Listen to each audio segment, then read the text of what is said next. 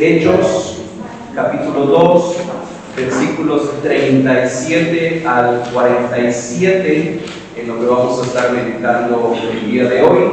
Así que los invito primeramente para que oremos, para que en un momento cerremos nuestros ojos y oremos a nuestro Dios. Oremos, hermanos. Amado Dios, Padre eterno, te queremos dar gracias en esta hora una vez más, porque nos permites llegar a este momento, que es el momento central de nuestro culto, de nuestra reunión, que es cuando, Señor, nos disponemos a escuchar tu palabra, a escuchar lo que tú quieres hablar, no solamente a nuestras mentes, sino también a nuestros corazones. Padre amado, tú sabes que este hombre que está aquí al frente es un pecador igual que todos los demás. Señor, que no hay absolutamente nada especial en mí, pero que, Señor, anhelamos no escuchar la voz de este hombre que está hablando, sino escuchar la voz tuya, que sea tu Santo Espíritu hablando a nuestra mente, hablando a nuestro espíritu, hablando a nuestro corazón, hablando a nuestro razonamiento, a nuestro entendimiento, a nuestras emociones, a todo lo que somos. Que seas tú, Señor, y sea tu palabra actuando en nosotros en ese momento, y que seas tú siendo glorificado, Señor, en este tiempo. Lo pedimos, lo suplicamos todo en el nombre que es sobre todo nombre, en el nombre de Jesucristo, nuestro Señor y Salvador. Amén. Hermano, yo creo que el anhelo de cada creyente en Jesucristo, de todo creyente en Jesucristo, es que haya otras personas que también sean creyentes en Jesucristo, que haya otros que también lleguen a la misma fe a la que nosotros, por gracia únicamente, no por merecimiento, no por méritos, no por bondad propia, sino por gracia únicamente, hemos llegado a esa misma fe. Y buena parte del trabajo de la iglesia, de la intención de la iglesia, es proclamar a Jesucristo. Y es que Jesucristo sea conocido por todo el mundo, por aquellos que han medio oído de Él y por aquellos que jamás en su vida han escuchado de Él. Ese es el anhelo de nuestro corazón. Y bien, en ese anhelo nuestro, muy humano y muy entendible, hay veces que comenzamos a cometer errores al querer proclamar a Jesucristo o al querer que otros conozcan de Jesucristo. Y en esa intención humana nuestra, hoy en la mañana en la clase de la Escuela de Formación Cristiana, la hermana Laura hablaba un poquito de la adoración, que ahorita no voy a hablar de la adoración, pero ella hablaba de la adoración y creo que algo que ella dijo también se aplica en eso que yo voy a mencionar ahora. Ella hablaba de la adoración y decía muchas veces en algunas iglesias, con algunos hermanos, en el afán de que la adoración sea algo espectacular, ¿verdad? Perdemos de vista el centro, lo que verdaderamente queremos hacer es adorar a Dios, y nos vamos con las formas, con la tecnología, que haya luces de colores, que haya, ¿cómo le llaman esto? Es un hito blanco que a veces sale, ¿verdad? Y hacemos algo tremendamente emocional, y bueno, los seres humanos somos emocionales, así nos hizo Dios. Y entonces hay personas que se emocionan mucho con eso, ¿verdad? Que a veces gritan y danzan y bailan y hacen muchas otras cosas, movidos realmente por la emoción.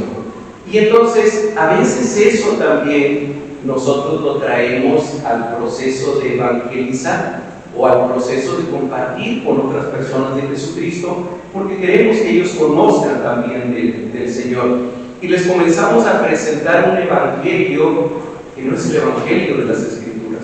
Y empezamos a veces a presentar a un Jesucristo que no es el Jesucristo de las Escrituras. A veces es como si quisiéramos maquillar un poquito al Señor para ponerlo más guapo, para ponerlo más presentable ante los demás. Y empezamos a añadirle entonces o a decir cosas de Él que la Escritura no dice. O empezamos a omitir otras cosas que el Señor Jesucristo sí dijo, que la Escritura dice, pero que nosotros, para hacer más amable la presentación del Evangelio, preferimos omitirlo y no mencionarlo. Bien, ¿por qué digo todo eso? Porque el pasaje que acabamos de leer hace un momento Es un pasaje, bueno, todo el libro de los Hechos, ustedes conocen el libro de los Hechos, todo el libro de los Hechos trata de la historia de la primera iglesia que hubo, de la primera iglesia cristiana que hubo en este planeta, ¿verdad? Aquella que el Señor Jesucristo fundó. ¿Qué fue lo que pasó? ¿Y qué fue lo que comenzaron a hacer los primeros creyentes? Hermanos, y en la iglesia primitiva ocurrió un fenómeno que yo creo que no vuelve a ocurrir, y bueno, no estoy totalmente seguro, porque no tengo las estadísticas y los números, pero déjenme decirles, en un término de aproximadamente 100 años, tal vez 200 años cuando mucho, la iglesia de Jesucristo pasó de ¿cuántos miembros tenía la primera iglesia, la que caminaba con el Señor Jesucristo durante 3 años y medio, todos los días, que comían con Él, que convivían con Él? ¿Cuántos miembros eran? 12, ¿verdad? 12. Digo, había multitudes que nos seguían, pero aquellos que verdaderamente dejaron todo y dijeron, nosotros te queremos seguir a ti, Maestro, fueron 12 personas. El Señor Jesucristo murió en la cruz, resucitó al tercer día, estuvo 40 días con aquellos hombres y mujeres, con aquellos 12 y con algunas mujeres también que estaban en ese grupo. 40 días más estuvo con ellos, y a los 40 días, Hechos capítulo 1 habla de eso, que el Señor Jesucristo los cita a todos en un lugar determinado, en Galilea, y ahí el Señor Jesucristo se despide de ellos. Asciende a los cielos, a donde Él está ahora y de donde estamos esperando que Él venga nuevamente, y aquellos 12, tal vez con las mujeres, hablemos de 20, a lo mejor personas, a lo mejor un poquito más, se quedan solitos. Y el Señor les había dicho, Hechos capítulo 1, versículo 8, les había dicho, pero recibirán poder cuando venga sobre ustedes el Espíritu Santo, y entonces, y solo entonces, me van a ser testigos en Jerusalén, que era donde estaban, en Judea, que era toda la región, en Samaria, que era la región cercana, y dice, y hasta lo último de la tierra. Eso es Hechos capítulo 1. Hechos capítulo 2 nos comienza a narrar que como 120 de ellos, ya son un poco más, seguramente algunos de los seguidores que había en aquellas multitudes, están reunidos en Jerusalén orando. Y están orando en un día de una festividad muy importante para los judíos, que era la fiesta de Shavuot, o la fiesta de las semanas, o, ya como lo conocemos más del idioma griego, la fiesta de Pentecostés. Esa era una fiesta judía que ellos lo venían celebrando desde siglos atrás y que era importante para ellos. Y estaban en el día de Pentecostés reunidos 120, esos Hechos capítulo 2, cuando dice, no voy a narrar todo porque es algo muy extenso, pero dice la Escritura que ocurrió algo sobrenatural. Aquel lugar donde estaban se cimbró, vino como el ruido de un viento fuerte, así es como lo describe Lucas en el libro de Hechos, como un viento fuerte. ¿Y se acuerdan qué comenzó a ocurrir con aquellos 120 que estaban ahí reunidos? ¿Qué hacían? ¿Qué comenzaron a hacer? Adorar a Dios. Adoraban a Dios, pero lo hacían en otros idiomas que ellos no hablaban, pero que sí hablaba la gente que estaba alrededor. Aquel estruendo llamó la atención de la gente, muchos vinieron a ver qué era lo que había pasado, y escucharon que aquellos galileos, aquellos hombres de Galilea, estaban hablando, algunos en latín, otros en griego, otros en el idioma de Egipto, otros en el idioma de Pamfila, otros en otros idiomas diferentes, y decían aquellos hombres, ¿qué no son estos galileos? ¿Cómo los oímos entonces hablar las maravillas de Dios en nuestras propias lenguas y les estamos entendiendo? Y entonces dijeron, probablemente están tomados, probablemente están llenos de mosto. El mosto era la bebida fermentada de aquel tiempo, ¿verdad? Probablemente estén llenos de mosto. Y entonces aquel discípulo que había sido siempre bien arrojado, bien aventado, él se levanta en ese momento. Estos no están ebrios, porque además apenas son las 9 de la mañana. Les dice, ¿verdad? Es la hora tercera apenas. No están ebrios. Y les empieza a decir qué es lo que ha ocurrido. Y tenemos ahí el primer sermón, la primera predicación en la historia de la iglesia de Jesucristo, dada por Pedro. Ustedes saben que estoy hablando de Pedro. ¿Y de qué habla Pedro? ¿Qué empieza a decirles? ¿De qué les empieza a hablar a aquellos? Debe haber sido una multitud, por lo menos eran 3,000. Ahorita vamos a ver por qué digo ese número. ¿De qué les empieza a hablar? Les empieza a decir de lo bonito que es seguir al Señor Jesucristo, de lo dulce que es Él. Les empieza a decir que si tú vienes a Cristo se van a acabar todos tus problemas, ya no te vas a enfermar de nada, vas a ser rico, te va a ir muy bien en esta vida. ¿Eso empieza a predicar Pedro? No. Les comienza a hablar de lo que decía la Escritura de Jesucristo y termina diciendo, y ustedes lo crucificaron. Ustedes son quienes lo crucificaron. Por ustedes hicieron esta vileza. No usa esa palabra, por supuesto, es parafraseada. Pero ustedes hicieron eso. Pero no se queda ahí el apóstol Pedro. Después de decirles eso, después de comenzar a hablar del Señor Jesucristo, comienza a darles esperanza en lo que ellos tenían que hacer. Y entonces ahí retomo el texto que leímos hace un momento en Hechos capítulo 2. Dice, voy a tomar el versículo 37. Ya les conté la historia previa, el contexto previo en el libro de Hechos capítulos 1 y 2. Estamos en el capítulo 2, versículo 37. Y fíjense cómo dice aquí la palabra. Dice, al oír esto, aquellos hombres y mujeres que estaban ahí, que acuérdense que habían venido a ver qué pasaba, habían venido a qué se trataba ese estruendo, después sorprendidos porque escuchaban a los galileos hablar en diferentes idiomas adorando a Dios. Aquellos hombres, dice, al oír esto, toda aquella predicación de Pedro, se compungieron. ¿Qué es compungirse? ¿Qué quiere decir compungirse? ¿A qué les suena? Bueno, déjenme decirles cómo dice en la traducción, el lenguaje actual. Dice, su corazón fue traspasado por las palabras de Pedro. Dice en alguna otra versión, se conmovieron en lo más profundo. Se sintieron conmovidos por aquella predicación que Pedro acababa de hacer. Y yo creo que fue una predicación totalmente centrada en la Escritura. Y ellos, la respuesta que tuvieron es sentirse compungidos, sentirse quebrantados tal vez, sentirse tremendamente conmovidos. Hermanos, ¿quién hace eso en el corazón de las personas? El Espíritu Santo. El único que puede hacer que uno se sienta compungido, que uno se sienta atravesado por las palabras, no es Pedro.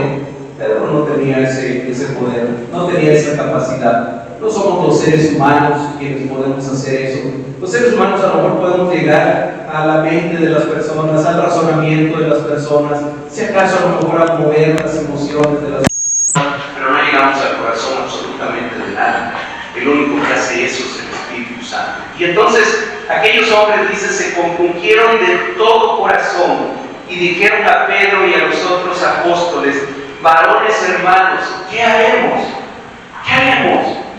Esa es la pregunta de ellos. Ok, ya escuchamos todo esto de Jesucristo, y ahora entendemos quién es Jesús, y ahora entendemos, yo no sé si algunos de aquellos hombres habrán sido algunos de los que 40 días antes, 7 semanas antes, casi 50 días, habrían estado delante de Pilato gritando, crucifícale, crucifícale. Yo no sé si algunos de ellos estaban ahí. Lo que sí sé es lo que dice la Escritura. Aquellos se sintieron compungidos de corazón y le dijeron a Pedro y a los demás, ¿qué haremos? ¿Qué hacemos? Y miren, Pedro, yo pienso que debió de haberles dicho las 4 leyes espirituales. Y debió de haberles dicho, primero, Dios te ama y tiene un plan maravilloso para tu vida. Segundo, tú eres un pecador, no eres tan malo, pero necesitas hacer algo, necesitas hacer una oración. No, hermanos, no fue eso lo que dijo Pedro. La respuesta de Pedro, versículo 38, Pedro les dijo, arrepiéntanse. Ese fue el mensaje de Pedro, igualito al mensaje de Juan el Bautista antes de que el Señor Jesucristo comenzara a predicar, igualito que el mensaje del Señor Jesucristo cuando comenzó a predicar. ¿Cuál fue el primer mensaje de Juan el Bautista? Aquellos que lo seguían: arrepiéntanse porque el reino de los cielos se ha acercado. ¿Cuál fue el primer mensaje del Señor Jesucristo cuando Él comenzó su ministerio un año después de Juan el Bautista? Arrepiéntanse porque el reino de los cielos se ha acercado. ¿Cuál es la respuesta de Pedro aquí en Hechos ante aquellos hombres que le preguntaban: ¿qué haremos? Es: arrepiéntanse. ¿Cuál es el primer mensaje que nosotros deberíamos de dar cuando queremos hablar de Jesucristo a un mundo que no conoce de Jesucristo y que muchas veces no quiere conocer de Jesucristo? Hermanos, es el mismo: arrepiéntanse. Eso es lo primero. Eso es lo primero. Si no hay arrepentimiento, no hay posibilidad de salvación. Olvídense de los sacramentos, olvídense de las formas, olvídense de la religión, olvídense de la iglesia, olvídense del lugar a donde acuden a congregarse. Si no hay arrepentimiento, no hay posibilidad de salvación. Ustedes saben bien, porque aquí lo hemos repetido varias veces, que la palabra griega para arrepentimiento, la palabra que se traduce como arrepentimiento, es la palabra metanoia. Y que literalmente metanoia quiere decir cambio de mente. Literalmente es cambio de mente. Yo les he dicho en algunas ocasiones, metanoia quiere decir como que yo voy caminando en un sentido, en una dirección, y me doy la media vuelta y comienzo a caminar en la dirección contraria a la que iba. Eso es mucho más profundo, no tenemos el tiempo para analizarlo más en profundidad, pero arrepentirse finalmente es eso. Es darme cuenta de que el camino en el que yo iba, en el que iba caminando, dice también en el libro de los Proverbios, hay caminos que al hombre le parecen derechos, pero cuyo fin es camino de muerte. Y hermanos, yo les puedo decir, y ustedes me conocen, la mayoría, y gracias a Dios conozco a la mayoría de ustedes, creo que cada uno de nosotros somos un testimonio vivo de lo que es eso. Yo, al menos puedo hablar por mí mismo, yo puedo reconocer que yo caminaba en un camino que yo pensaba que era correcto, pero que ahora sé que era un camino de muerte. A donde iba yo era a la muerte eterna. Estamos aquí hoy, estoy aquí hoy, porque el Señor Jesucristo tuvo misericordia de mí. Y Él quiso salvarme, no por mis méritos, no por mi bondad, no por lo que yo hubiera hecho, sino únicamente por su misericordia. Entonces, el mensaje que nosotros tenemos que darle al mundo sigue siendo el mismo. Necesitas arrepentirte. Necesitas reconocer tu condición de pecador. Necesitas reconocer que sin el Señor Jesucristo vas a un camino de muerte.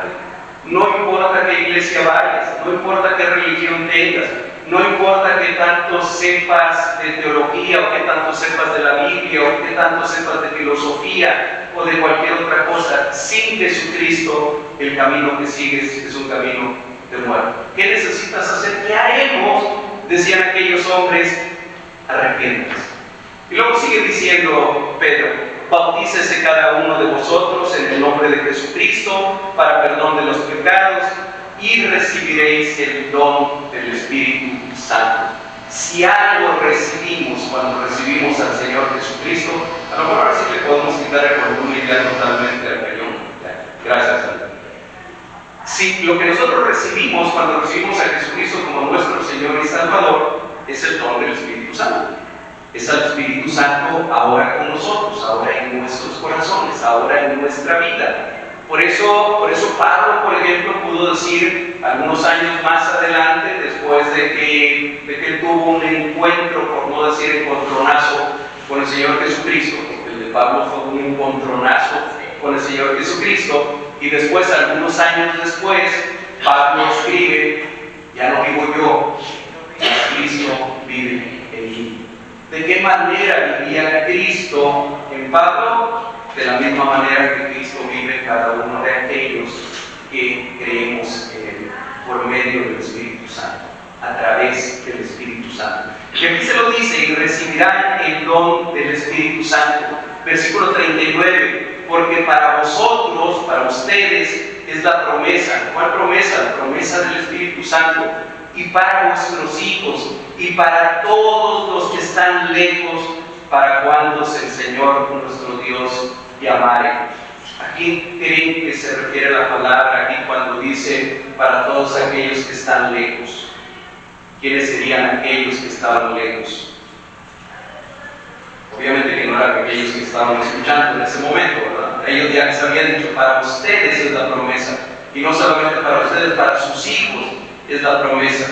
Y para todos los que están lejos. En otras palabras, para todos aquellos que aún no le conocen, para todos aquellos que aún no saben del Señor Jesucristo, para todos aquellos que aún no saben que hay esta promesa, y ahí estábamos incluidos nosotros. En aquellos que estaban lejos, estábamos incluidos nosotros. Y dice, para todos los que el Señor llamara. Sigue diciendo la Escritura, y con muchas otras palabras testificaba y les exhortaba, diciendo, sed salvos de esta perversa generación. Hermanos, estábamos en el siglo I. Pedro estaba hablando aquí en el siglo I. Creo que si nosotros comparáramos la moralidad general del siglo I, Jerusalén del siglo I, que era donde estaba, con la del mundo entero en el siglo XXI, tal vez a lo mejor no encontraríamos un calificativo más descriptivo que este que usa Pedro. Sed salvos de esta perversa generación.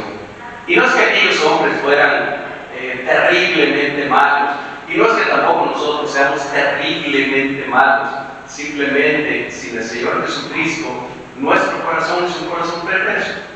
Es un corazón que se inclina mucho más a la carne, que se inclina mucho más a lo contrario a Dios, que inclinarse a Dios. Esa inclinación la tenemos los seres humanos, esa inclinación a la perversidad, a lo malo, lo tenemos apenas desde el huerto del Edén para acá, ¿verdad? Apenas a partir de que Adán y Eva decidieron darle la espalda a Dios y decidieron no hacerle más caso a Dios, como comenzar a hacer caso a una serpiente, a un animal, bueno, era Satanás obviamente, pero de ahí para acá, a partir de esa generación, Adán y Eva, para acá todos los que somos descendientes de ellos, tenemos un corazón perverso. Así lo tenemos, así nacemos. Y en algunas ocasiones les he dicho que tierno es tener a un bebé recién nacido en nuestras manos, en nuestros brazos. Aquellos que somos padres y más aquellos que somos abuelos, sabemos lo que es cargar a un bebito recién nacido. Es toda la ternura, es toda la emoción que tenemos en ese momento. Y pocas veces nos detenemos a pensar que estamos cargando a un hermoso pecador, que tenemos a un tierno pecador en nuestros brazos. Pero eso es la verdad, eso es lo que ocurre. Ese bebito que todavía no sabe ni qué onda, ni de qué se trata esta vida, ni nada, ya viene con una herencia que viene del huerto del Edén, y que es el pecado. Y ese bebé cuando crezca va a necesitar de un Salvador, va a necesitar escuchar de Jesucristo, va a necesitar creer en Jesucristo, para que entonces la obra expiatoria del Señor Jesucristo en la cruz del Calvario se vuelva una realidad para el bebé, como un día se convierte en una realidad por su gracia para cada uno de nosotros. Sigo leyendo la Escritura. Dice, así que los que recibieron su palabra fueron bautizados y se añadieron aquel día como 3,000 personas. ¡Wow! ¿Qué éxito el de Pedro como predicador?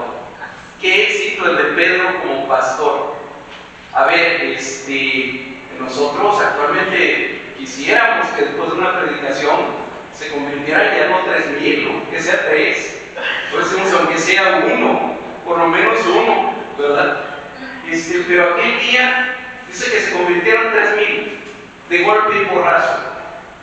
¿Habrá sido la elocuencia de Pedro?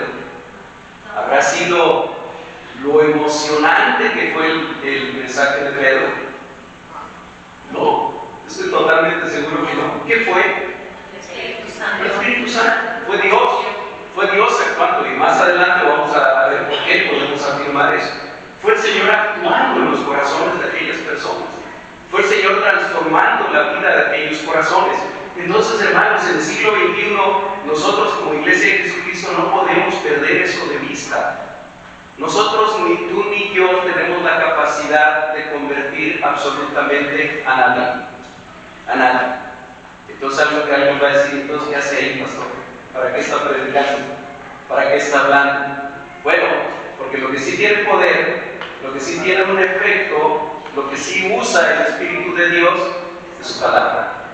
Y entonces lo que nosotros tratamos de hacer es ser cajas de resonancia de la palabra y exponer la palabra de Dios con la esperanza, con el anhelo de que el Espíritu Santo actúe en el corazón de alguien.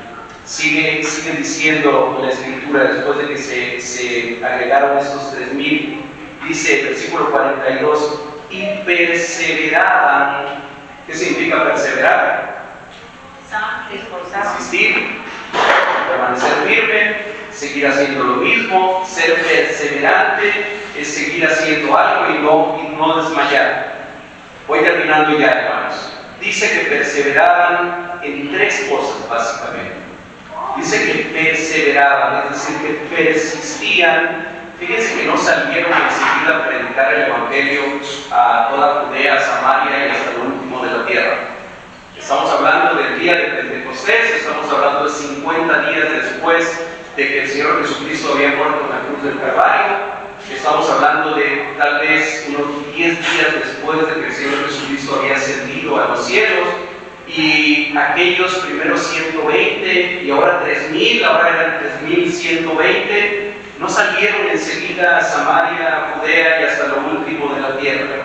Dice que perseveraban en 3 cosas prácticamente: en la doctrina de los apóstoles. ¿Y cuál era la doctrina de los apóstoles? ¿Qué es eso? Bueno, doctrina, acuérdense que es enseñanza. En la enseñanza de los apóstoles perseveraban. ¿Y qué enseñaban los apóstoles? Que enseñaban aquellos 11, en ese momento eran 11, Judas ya no estaba y Matías todavía no había sido agregado. Eso ocurre un poquito más adelante. ¿En qué perseveraban? ¿En qué enseñaban los apóstoles? La enseñanza de Jesús. La enseñanza de Jesús. Lo que los apóstoles hacían era repetir lo que Jesús les había enseñado a ellos. Repetir el Evangelio de Jesucristo. Repetir cada una de las enseñanzas de Jesús. Y dice que aquellos perseveraban en esa enseñanza.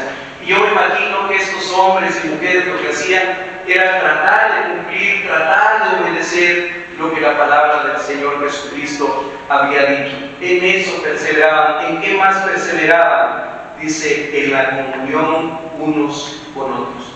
Aquí aparece una palabra que a veces mencionamos también en griego: koinonía. Tenían koinonía unos con otros. ¿Y qué es koinonía? Es una comunión fraternal. Hermanos, en este momento nosotros estamos en koinonía. Esto es una koinonía. Más al ratito vamos a celebrar, vamos a darle gracias a Dios por la vida de alguien, especialmente hoy, y después probablemente vayamos a compartir algunos alimentos, no sé, pero tendremos un momento de koinonía. Eso es en lo que ellos perseveraban. En la comunión fraterna, en la comunión fraternal. No empezaron a sacarse la lengua unos a otros como a veces hacemos en la actualidad. Ellos eran perseverantes en tener comunión, en tener un amor fraternal, en tener, no podemos perder de vista el significado de la palabra comunión, una común unión o una unión común. Estaban en lo mismo, vivían en lo mismo, hacían lo mismo. Y tercera cosa en la que perseveraban, dice, en el partimiento del pan, es decir, el compartir los alimentos juntos, aunque aquí también hay una indicación de la celebración de lo que nosotros ahora conocemos como Santa Cena. No me quiero detener tampoco en eso porque es muy amplio, pero perseveraban también en esto. Y una tercera cosa, en las oraciones. Oraban juntos, clamaban juntos a Dios, le daban gracias juntos a Dios. Entonces perseveraban en la enseñanza de los apóstoles, que era la enseñanza de Jesucristo. Perseveraban en el amor fraternal entre ellos, en el vivir en comunidad, y en el partimiento del pan. ¿Y cuál fue el resultado de esto? Dice el versículo 43, y sobrevino temor a toda persona, y muchas maravillas y señales eran hechas por los apóstoles. Fíjense lo que dice el versículo 44, todos los que habían creído estaban juntos y tenían en común todas las cosas. Y este tener en común todas las cosas no es que aquí se comenzara a predicar el comunismo, ni el marxismo, ni nada de eso, nada que ver. No es tampoco que nosotros tengamos que repetir lo que ocurrió en el siglo I, porque estamos en el siglo XXI y no en el primero.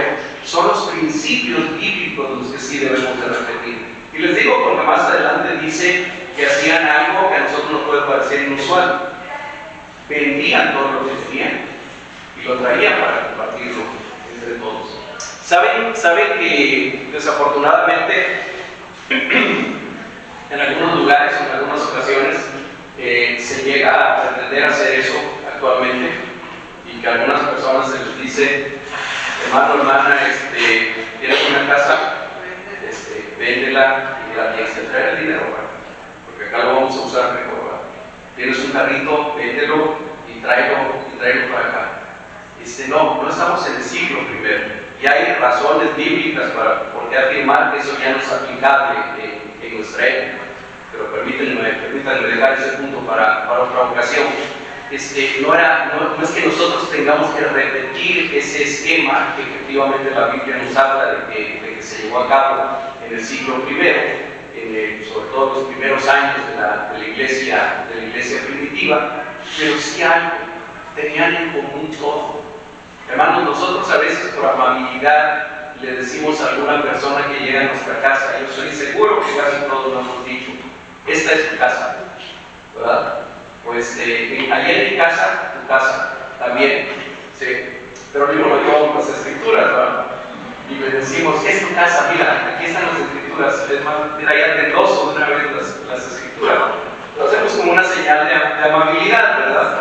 Sí. Pero también es cierto que, hermanos, nosotros deberíamos de tener, en ese punto, solamente quiero agarrarlo como ejemplo, deberíamos de tener la puerta de nuestras casas permanentemente abiertas, hablo en un sentido simbólico, figurado, permanentemente abiertas para recibir a cualquier hermano en Cristo, para recibir por lo menos a quienes vivimos en esta comunidad de fe, y que mis hermanos, que cualquiera de ustedes pudieran tener la confianza de que el día que no tengan a dónde ir o a dónde dormir, saben que tienen muchos hogares aquí a donde pueden ir con toda la seguridad de que van a ser bien recibidos. Que si algún día alguien no tiene alimentos, que si algún día alguien tiene un problema terrible de lo que sea, tiene a quién recurrir, tiene a quién ir, tiene una puerta que tocar, sabiendo que vas a recibir una respuesta sin egoísmo, sin malas intenciones, sin segundas intenciones. Otra vez, hermanos, no porque seamos buenos, sino porque estamos tratando de seguir la enseñanza del Maestro. Estamos tratando de seguir la enseñanza de los apóstoles, que era la enseñanza de Jesucristo, que es la enseñanza de toda la palabra de Dios. Entonces ellos perseveraban en eso. Dice, tenían todas las cosas en común. Me salto al último versículo que leímos, que es, bueno, tengo que agarrar desde el 46. Dice, otra vez, y perseverando unánimes cada día. Miren qué hermoso estas palabras. Perseveraban, pero no solamente perseveraban, lo hacían unánimes, quiere decir todos. No era que unos jalaban y otros no jalaban, y no lo hacían cada domingo, no lo hacían cada Semana Santa o cada vez que celebraban algo en especial. No, dice cada día, perseverando unánimes cada día en el templo, pero luego dice, y partiendo el pan en las casas. Es decir, perseveraban, estaban unánimes, hacían todo lo que hacían, tanto en el templo, existía el templo de Jerusalén todavía, y los primeros cristianos se reunían ahí, pero lo hacían también en las casas. Dice, y comían juntos con alegría y sencillez de corazón, alabando a Dios y teniendo favor con todo el pueblo. Y vean en qué concluye este pasaje. y el Señor añadía cada día a la iglesia los que habían de ser salvos. Fíjense que no dice para nada, y Pedro siguió añadiendo a muchos a la iglesia. Y la predicación de los apóstoles siguió añadiendo a muchos a la iglesia. Nos dice bien claro, el Señor, Dios, añadía cada día a la iglesia, y esto nos da el sentido de que permanentemente, de que era algo que estaba ocurriendo continuamente. ¿A quiénes añadía? A los que habían de ser salvos. ¿Y quién decide quiénes han de ser salvos? Dios. Efesios capítulo 1 nos dice que Él nos eligió desde hace como 100 años, ¿no? 200. Desde antes de la fundación del mundo, dice Efesios, ¿no? Él los eligió a ustedes, dice, desde antes de la fundación del mundo. Todavía no estaban los dinosaurios, todavía no estaban las montañas, todavía Dios no había hecho toda su creación, y Él ya te había elegido a ti. Oye, pero yo no existía todavía en ese tiempo. Sí, no existías para esta realidad, pero en el corazón de Dios ya existía. En el corazón de Dios, Él sabía quién iba a ser Dani, quién iba a ser Elizabeth, quién iba a ser Diana Laura, quién iba a ser Alejandro, quién iba a ser cada uno de los que estamos aquí. Es Él el que añade a los que han de ser salvos conforme su voluntad. Pero nosotros tenemos que seguir haciendo el llamado. Nosotros tenemos que seguir predicando a Jesucristo, al Jesucristo de los evangelios. Tenemos que seguir predicando el evangelio de Jesucristo. Acuérdense que Pablo también escribió en otra de sus cartas, en la carta de Gálatas, escribe algo que debería servirnos de advertencia a muchos. Y Pablo dice, aun si nosotros mismos o un ángel del cielo bajara y les diera otro evangelio diferente a este, ¿se acuerdan qué dice? Sea anatema. En otras palabras, sea maldito. Yo sé que la palabra suena muy fuerte, y por eso anatema nos suena así como no lo entendemos muy bien, pero eso es lo que significa anatema. Es más, en el original griego, el término, dicen algunos expertos en griego, es mucho más fuerte todavía en lo que dice ahí Pablo. Dice, aun si nosotros mismos, Pablo se está incluyendo y les dice, hermanos, si a mí se me suelta un poco un tornillo y de repente vengo y les comienzo a enseñar otro evangelio diferente de este, o cualquier otro de nosotros viene y les enseña un evangelio diferente de eso, o aun si un ángel baja y les da otro evangelio diferente, dice, sea maldito. No lo tomen en cuenta, por favor, porque hay un solo evangelio. Hay solamente un camino al Padre. El Señor Jesucristo dijo, yo soy el camino, la verdad y la vida, y nadie viene al Padre si no es por mí. Y en otra parte también del Evangelio de Juan, hermosa, cuando el Señor Jesucristo ora al Padre y habla de aquellos que tú me diste. Él dice, Padre, yo compartí tu palabra con aquellos que tú me diste. Y en otra parte dice, hablando de aquellos hombres y de aquellas mujeres como sus ovejas, dice, el Padre me las dio y nadie las arrebatará de mi mano, porque no hay nadie mayor que el Padre. Y en otra parte de la Escritura también el apóstol Pablo dice, ¿quién nos separará del amor de Dios? Y comienza a enumerar un montón de cosas, hambre, guerra, desnudez, y termina diciendo, ni lo creado, ni lo que no se ha creado, ni ángeles, ni potestades, ni lo alto, ni lo profundo, ni ninguna otra cosa creada nos podrá separar del amor de Dios que es en Cristo Jesús. Ese es el evangelio que predicamos. No hay salvación fuera de Jesucristo. No hay otro camino al Padre sino Jesucristo. Únicamente en Él tenemos esperanza, únicamente en Él tenemos salvación. Nosotros quisiéramos ver este pequeño saloncito que tenemos aquí, repleto de gente, ¿verdad? Quisiéramos que no hubiera ninguna silla vacía, que quisiéramos alcanzar aquí el lugar de toda la gente que viene. Pero hermanos, eso no depende de nosotros, no depende de mí, mucho menos, ni de cada uno de nosotros, depende del Señor. Es en la voluntad de Él. Y nosotros tenemos que perseverar en seguir enseñando la misma enseñanza de Jesucristo, en seguir predicando al mismo Jesucristo en la esperanza de que el Espíritu Santo haga la obra en el corazón de las personas. Oremos, hermanos. Amado Dios y Padre eterno, gracias por tu palabra. Gracias por esta palabra que es viva, que es eficaz, que es más cortante que espada de doble filo. Gracias, Señor, porque creemos, estamos convencidos de que tú estás aquí en este lugar. Nuestros ojos físicos no te pueden ver, pero tú estás aquí. Y lo creemos porque tú lo dijiste, Señor Jesús. Tú dijiste, donde quiera que estén 2 o 3 reunidos en mi nombre, allí estaré yo en medio de ellos. Y creemos que tú estás aquí. Gracias por esta palabra tuya.